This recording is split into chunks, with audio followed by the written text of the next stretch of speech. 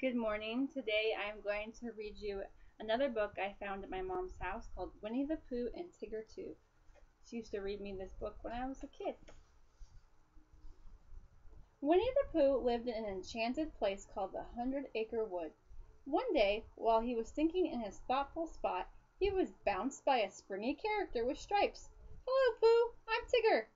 T-I-double-G, I know, you bounced me before." Tigger liked to bounce, especially on unsuspecting friends. Piglet was sweeping leaves when Tigger bounced him. All the leaves went flying. "Hello, Piglet. That was only a little bounce, you know. I'm saving my best one for Rabbit." And Tigger bounded over to Rabbit's house. Rabbit was happily working in his vegetable garden when Tigger called out a greeting. "Hello, Long Ears. No, no, Tigger, don't bounce." But Rabbit couldn't stop Tigger from bouncing. Vegetables went flying in all directions. A very discouraged Rabbit sat down on the ground. "Tigger, just look at my beautiful garden." "Yuck, messy, isn't it?" Tigger frowned in disgust. "Messy, it's ruined. Why don't you ever stop bouncing?" "Why, that's what Tiggers do best." And off Tigger bounced down the road. Rabbit was so upset about his garden that he called a meeting at his house, which Pooh and Piglet attended.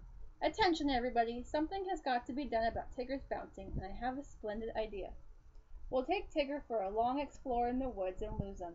And when we find him, he'll be a more grateful Tigger. And oh, how can I ever thank you for saving me, Tigger? And it will take the bounces out of him." It was agreed. The next morning, Pooh, Piglet, and Rabbit took Tigger for an early morning walk in the woods. Tigger bounced up ahead. Then, when Tigger wasn't looking, Rabbit, Pooh, and Piglet hid in a hollow log. Is that very nice? It wasn't long before Tigger noticed he was alone. Now where do you suppose old Long Ears went to? "Hello, where are you fellas? Gee, they must have gotten lost."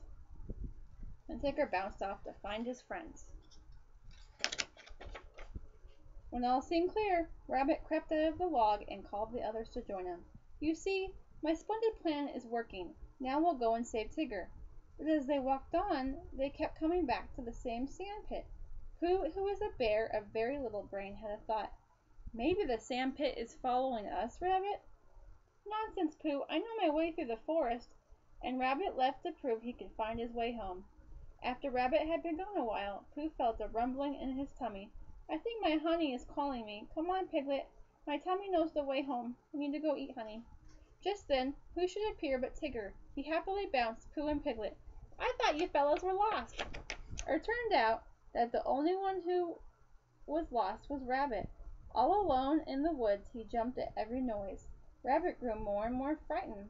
The thick mist was filled with strange shapes and sounds. Suddenly he heard "Hello!" Before he knew it, Rabbit was found and bounced by an old familiar friend. "Tigger, you're supposed to be lost." "Oh, Tiggers never get lost, Bunny. Come on, let's go home." So Tigger helped save Rabbit. He didn't know where he was. He was lost. So Tigger is a good friend. Rabbit took hold of Tigger's tail, and Tigger bounced him all the way home. This time Rabbit didn't seem to mind a bit.